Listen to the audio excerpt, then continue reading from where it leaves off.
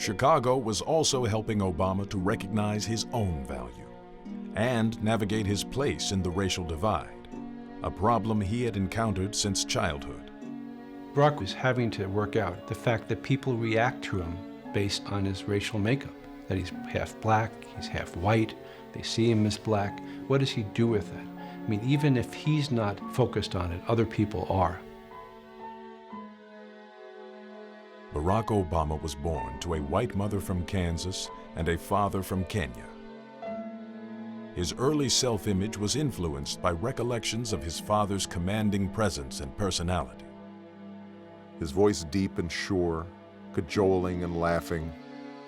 His grip on my shoulder as he introduces me to one of his old friends from college. The narrowing of his eyes, the stroking of his sparse goatee. His father, however, left to study at Harvard when Barack was just 2 years old and returned to visit only once during his childhood. He died in a car accident in Kenya when Obama was 21. The black part of Barack's upbringing was never really there. I end up coming into adolescence at a time when the tensions between the races, even in a place like Hawaii, are becoming more pronounced. I was trying to raise myself to be a black man in America, and beyond the given of my appearance, no one around me seemed to know exactly what that meant.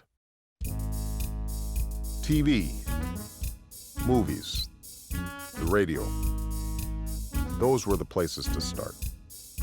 Pop culture was color-coded, after all, an arcade of images from which you could cop a walk, a talk, a step, a style. I couldn't croon like Marvin Gaye, but I could learn to dance all the Soul Train steps, and I could play basketball with a consuming passion that would always exceed my limited talent. Basketball gave the teenager self-confidence. At least on the basketball court, I could find a community of sorts, with an inner life all its own. It was there that I would make my closest white friends, on turf where blackness couldn't be a disadvantage. Though coming to terms with being a black man in America, Obama was still troubled by the father who abandoned him. All my life, I'd carried a single image of my father, one that I had sometimes rebelled against, but had never questioned, one that I had later tried to take as my own. The brilliant scholar, the generous friend, the upstanding leader. My father had been all those things. But was he? After his father's death, Barack's half-sister Alma visited him in Chicago. He was 27 at the time, and I was there for 10 days. And I remember for the 10 days, all we did was talk. We talked and talked and talked and talked. So I was filling him in and everything he needed to know about my father. From Alma, Obama learned of their father's multiple wives, confrontations with the Kenyan government, the drinking binges, and the ultimate inability to care for his many dependents.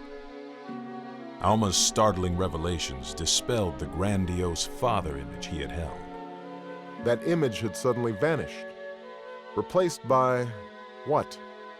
A bitter drunk? A defeated, lonely bureaucrat? To think that all my life I've been wrestling with nothing more than a ghost. Whatever I do, it seems, I won't do much worse than he did. Obama's mother worked hard at filling in for the missing father figure. If you want to understand Barack, well, you just have to know his mom. His mom expected Barack to be the best in everything.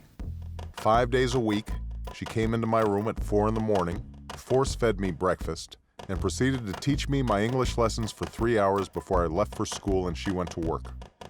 She would patiently repeat, "This is no picnic for me either, Buster." His mother's persistence encouraged a reading habit, and Obama read voraciously. Baldwin, Ellison, Hughes, Wright, Du Bois, Malcolm X. Writers who lodged an unsettling feeling in his impressionable young mind of injustices against blacks in America, and the poetry of a despairing culture. What happens to a dream deferred?